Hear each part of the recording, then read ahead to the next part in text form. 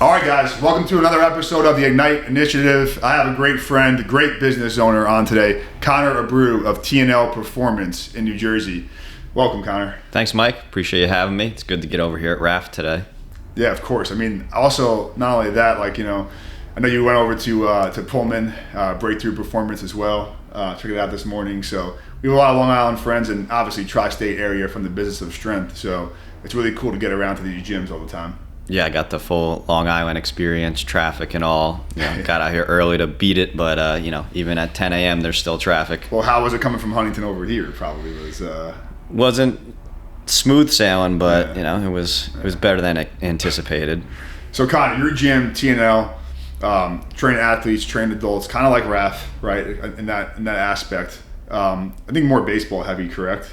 On the athlete front, on the athlete side, yeah. But how did you get started? And how did you get into this industry? How did it all start? So keep a long story short, I was a very undersized athlete growing up. Okay. Believe it or not, freshman year of high school, I was 5'0", 100 pounds, soaking wet.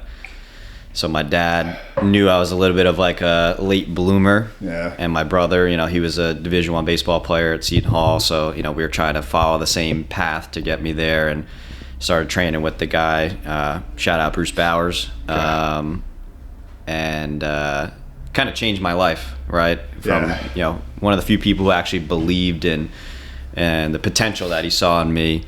So fast forward, I go to college. I wound up transferring schools due to academic programs. I initially wanted to be a veterinarian, weirdly enough, and transferred to Montclair State, where I got my exercise science degree. Wanted to do college strength and conditioning, then changed focus to more like MLB, baseball, professional baseball, and then had a couple opportunities to work in the private sector after being in the college setting for a little bit. And my last one that was unpaid was at Cressy Sports Performance up in Massachusetts. So I got to work with Eric Cressy that summer as well. He was there. Usually he's not in Massachusetts during the year, but okay. He spends most of the time in Florida, and now he's with the Yankees too. But at that time, he spent his summers in Massachusetts. So not only just him, the rest of the staff, it was a life-changing experience. He's the one who actually pushed me to get into the private sector, as I've always wanted to start my own gym. Yeah. And the inspiration was because of Bruce Bowers and who I train with, and just being able to make that impact on the next generation of athletes, because that's where my head was. So I got hired to be the director of performance at a small, now closed training business, and that was what led me to opening up TNL 7 years ago in December 2017. Wow. In a little 500 square foot garage space in a baseball facility. Amazing. So let's rewind a little bit. So going back, what your trainer did for you. What was it? Gave you confidence, gave you obviously some strength and size, I'm sure too. And you wanted to just pretty much replicate that feeling for other kids that you wanted to do originally? Yeah, pretty much. My first year training was not easy. I didn't like it. I didn't see the benefits of it. I just knew I had to do it. Getting up on a Saturday morning, 9, 10 o'clock as a 15-year-old was not easy. I didn't really like it. And it was after my freshman year when I got back into it, after like a 3 to 5 month break or so during the season, and realized how far behind I was again. And then at that point, when I really bought into it and seeing the results, and it was just his just belief in me, knowing that the progress that he saw long term, and then seeing it firsthand and just buying into that whole process was what kind of changed the course of my whole life, of just how I, kind of like fell in love with it, basically. Yeah, just training and like day to day, and as an athlete too. No, that's really cool. And then, obviously Cressy is a world of knowledge. What did you learn there that you still carry on to your facility today? Anything specific, or just the way the team was structured, or how was it? Yeah, so a little backtrack. When I was working in the college setting, probably one of the most influential experiences was at Seton Hall University. When I worked in that staff, and I learned how to be a manager of training sessions. How can you organize a team of 30 plus people back to back to back to back throughout the day, getting people in and out for class. So that was where I learned to just organize and manage sessions. And then when I went to CSP, it became, how do I become a technical coach? Yeah. Right. And obviously the arm care and the baseball side of things is, top notch. But it was just like the details that go into everything can make a world of difference. Especially when it comes down to like arm care and all those like little, finite details. Yeah, it made a huge difference, right? And that was a big separating factor after the fact, working in that other facility. And then TNL, that's why we attracted a lot of baseball players, because we were able to, point out things that they weren't getting, almost in more of like, I guess you'd call it like a rehab sense, that they didn't need to do that. We could work on that, without necessarily needing. It was like proactive PT in a sense. That's how, that's what good training is. And that's how you guys are different, I guess, right? In the market. Yeah.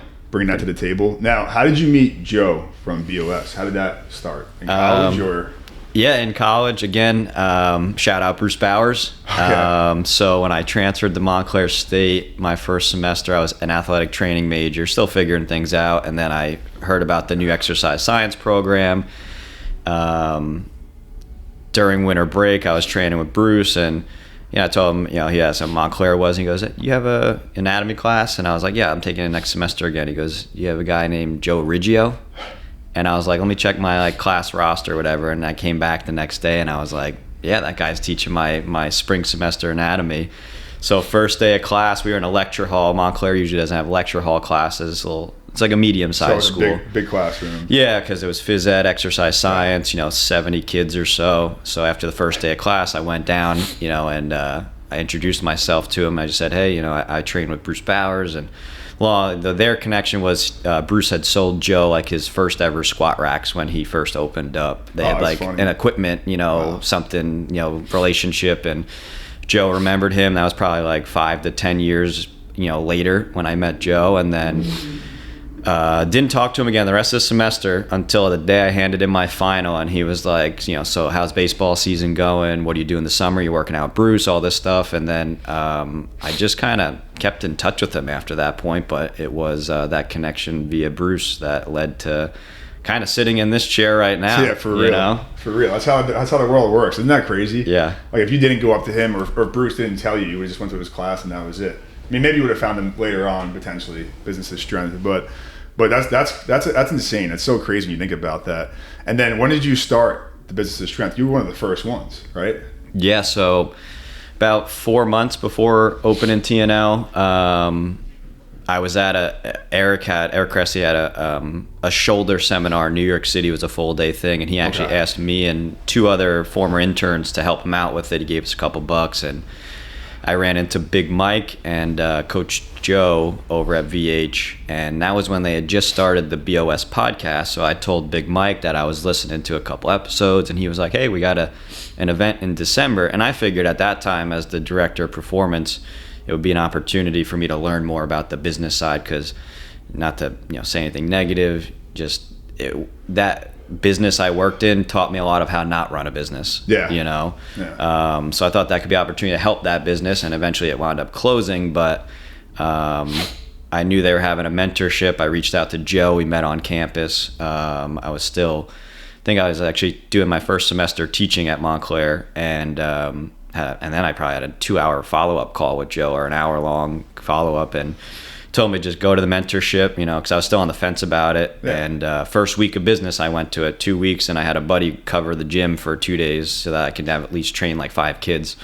And then I realized after the fact, like, I don't know what the hell's going on. There was so much from that 2-day mentorship that I was like, where do I even start? You're fortunate, because a lot of people don't find that until later on in their, business career or any business, right?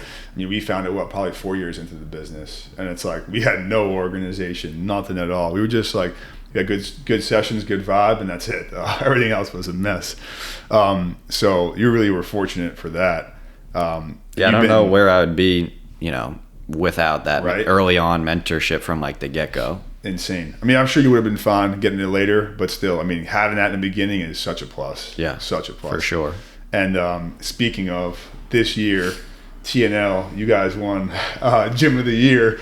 I heard you were up against a pretty good gym too. Yeah, a couple good gyms. Couple pretty good gyms. Yeah. Couple good New York gyms. You guys won Gym of the Year. So what did that mean to you? And like, you know, from where you guys started to now, like looking back at it, how cool is that? I mean, I haven't won many like championships in sports. You know, we've won like track and field, a couple big races, you know, like whatever.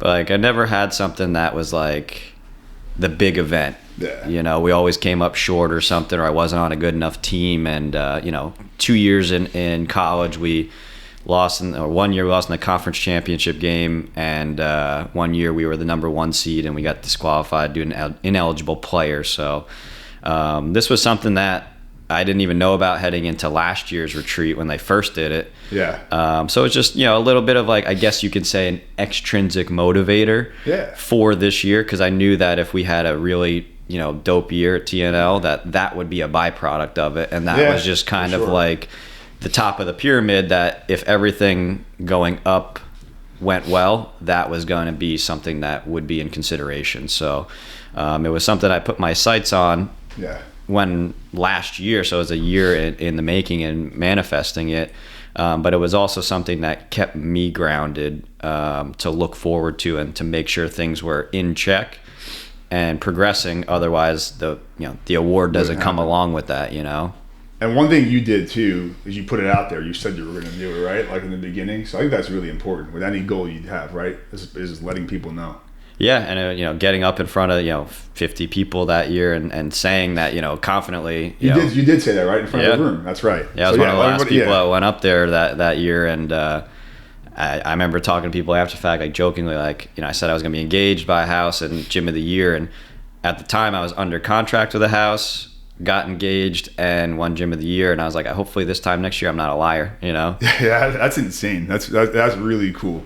Now, you know, we work with you guys with Ignite, and you know, one thing I've noticed just from working with you guys is how organized you are in your business practice, like with every single step of the way. I think that's crucial. So how did that start? Was that from like your internship or Cressy? Was that from there, or like you always were like that, or like how did that start? 'Cause it's definitely different than any other gym owner that I work with. So I guess you could say from being an athlete, you know, with certain coaching staffs of like organization responsibilities, you know, like as a freshman, you're responsible for certain, you know, bat bag or the ball bucket or something, and making sure your uniform's a specific way, you know, especially when we got to college. So I feel like that was a big driver of that. And then just all my other experiences, like Seton Hall, dressing a specific way, acting a specific way, same thing at CSP.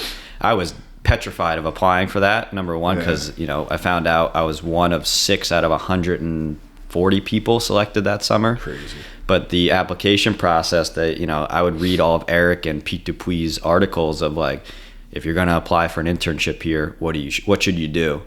And it was just like the immense attention to detail, you know, just going into that. And then when we got there as interns, you know, it was, this is how you're going to operate, right? And they have a New Balance deal. So it's like, even if you wear Nike socks, you have to cover the Nike logo or like fold your sock over or something, just in case like a New Balance rep came in. Or videos, pictures, all that stuff. So then, you know, just from those experiences and then being able to create my own product, it was like, all right, I'm not just going to let this thing go by the wayside. I'm not here to fail, right? Yeah. So it was that, and then figuring out organizational tools down the road, especially like as I started on board employees and interns, it was like, I can't just have it all in my head, you know? So it was like spreadsheets and just tracking everything. And I've always been a very like numbers detailed oriented person. So I guess those are, you know, the reasons why that we've had like, you know, our own, I guess you call it scorecard. Obviously, we're looking to work with you guys on that, but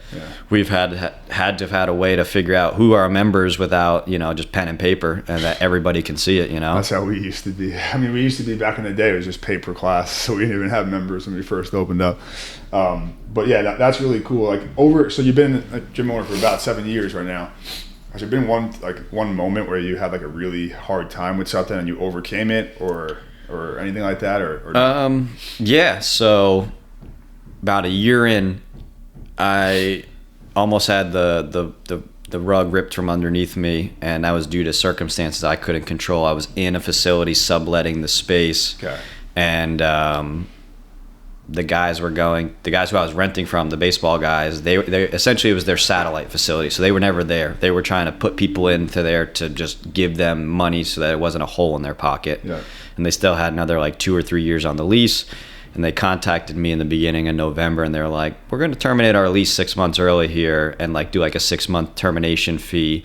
And I was like, well, that doesn't do me any good because I'm kind of like thriving in a sense, like it's growing, and I have no control over this. So I had a couple oh shit calls with Dan at the time. Yeah. And he was like, you got to nut up or shut up in a sense. And the truth. I paid for 2 months rent, or I offered to pay their full rent for 2 months, and I bought all their equipment. So like within a day, they got an $8,000 PayPal from me. Yeah.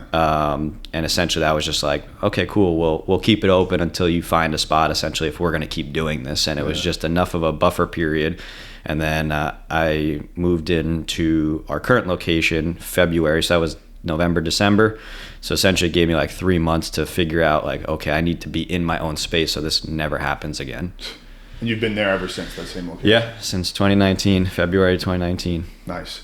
And then like future for TNL, do you guys like is it just, as is, which is completely fine? Do you want to just grow the same one under the same roof, or another location? Like what is your goals with that, or do you not really know yet?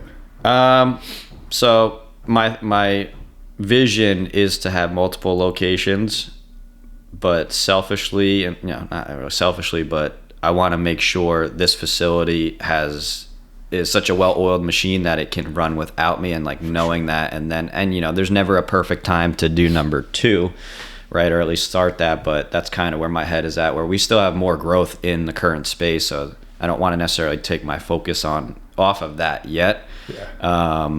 So it's looking at maybe early 2026, have some things kind of scoped out or whatever, and see how what we can do this year within the current space, and then have people in roles and responsibilities, and job opportunities that they can run the facility without me needing to be there day to day while something else gets going. And obviously that's stuff that you and I can talk about down the road of you have multiple facilities, and there's a plethora of other people in our network that have done this already, so it's good to have a blueprint already out there. There is, but I feel like there's no such thing as a blueprint. Like and everybody says it, right? And even like, it's just crazy. Like when we, opened up Next 4, like, we had this plan, of course, but then like this happened, then that happened. But yeah. I'll never forget I don't know why we did this at the same time. It was my fault. But as the first week that Next 4 opened, this is when the transfer happened. We were transferring our POS system to a new POS system in RAF. And the new POS system lost 100 like credit cards on file. Oh, wow. The same day we opened up Next 4. So like I'm dealing with that because obviously like our business runs, we need that money like to run their business. You can't not have it. So so that happened. I wasn't even there the first 2 days we opened up the new location because of this. I was just dealing with this in the back end. There was a whole mess, but there's definitely advice from other people that have done there, and I always have open ears to all those people for whether it's a restaurant, gym, whatever business, doesn't really matter. Right. Always can learn from it, but there's always got to pivot, just like you did with the location. Right? There's always going to be pivoting. I think that's the main attribute for an entrepreneur is being able to say, okay, like this happened, good or bad, but I'm going to stay level. It doesn't really matter. It is what it is. Just keep moving forward. That's how you have to be. So yeah, that's something that I've definitely taken on. I'm just staying level-headed, like emotionless. As weird as that sounds, but then having the whole ready, fire, aim, mindset of just you gotta take some shots, and then you figure it out, and you get better at what you're aiming at. You know, you have to. If like something bad happens, like every day something bad's gonna happen. We were just talking before this about bad stuff in both of our, personal, businesses. But right. Like it doesn't really matter. It's like the next day still happens, and that's it. So you just got to keep on going, right? Yep. Connor, with all of your knowledge in this industry, and at a young age too. What would you tell somebody starting out in your shoes right now? Whether it's the fitness industry or not, like just in general about business. What would you tell them? If you could go back and tell yourself something when you were 20 years old or 22 years old. Yeah, I mean, knowing that, like for me specifically, that I always wanted to open up my own gym space, down the road when I was, later in high school, college age, so we'll call it 20-year-old me, I would just say that take more pride in learning about the business and not necessarily like the skills you learn and the education you get from school, like doing specifically exercise science.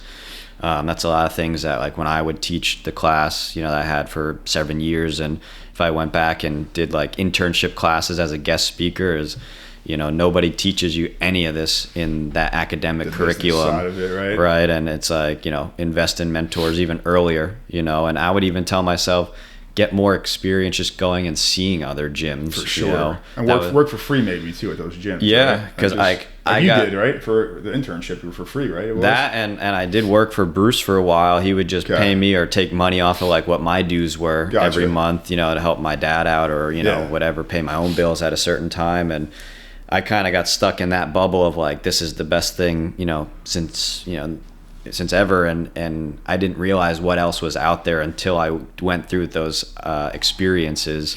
Like I joke around with some of our athletes now where they think some of the kids in the gym are strong, but like, at CSP, I'm watching some of the staff members there, the coaches, deadlifting 600-700 pounds, squatting 4-5, bench over 3, and we had Chris Duffin, the Kabuki strength guy, come in for a guest in service that summer, and he sumo deadlifted 815 for 9 reps, and it's like, you think what strong is, being in like a college weight room or something, and then all of a sudden you see shit like that, and it's just, you expose yourself to all that. And that's what I wish I did a little bit more of earlier on, just like maybe just going to shadow facilities while I was still training at at Bruce's gym, and seeing the business operations, right? Yeah, and just knowing that was going to drive me closer to where I wound up getting to anyway. Yeah. I think part of that was I just wanted to be more in like the athlete, like team setting a little bit more so, but it was Eric, like I said before, he's the one who kind of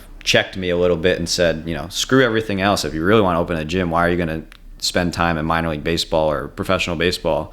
It was just get good at that, right? So it's really hard to take that plunge, though. Like, So what would you tell somebody in that situation? There's probably plenty of people in that situation. Like, they're working for somebody else at their gym, which is completely fine. Obviously, we have people, you have people, or they're in that minor league, getting kind of thrown around in that area probably, right? But what would you tell them to take that plunge? Like, how? Like, give them confidence somehow. Well, it just comes down to like, it could be a current time frame, but just like, what do you really want? It's true. Right? Like starting off with just taking a step back and identifying like, do I want this? Do I want that? Or do I want this? Or which one do you have the most pros with, and taking like a very objective method of figuring it out. Because then if you take your emotions out, you might not get hit with this isn't what I thought it was going to be. And that's kind of how the college setting was for me. Yeah. It was, getting up at 4 a.m. every day, work until, 5, 6 o'clock, being at the will of all the sport coaches, and I'm glad I had their schedules, right? Exactly, and I'm glad I had that experience, but it gave me the foresight of I don't want to do this, right? And then I never had any of that pro baseball experience, but having somebody who was around it tell me that, and just listening to people who have had those experiences, just like with the business stuff, I didn't try to do it on my own. I went to people who have already kind of laid a path out and failed, learned, had success, and they are doing what I want to do. So I guess surround yourself with the people that you think you want to wind up being in a scenario or a situation like them. That makes a ton of sense, and it's great advice. I appreciate you coming on, Connor. This is awesome. Yeah, no, this is sick. Thank you very much. Yeah, man.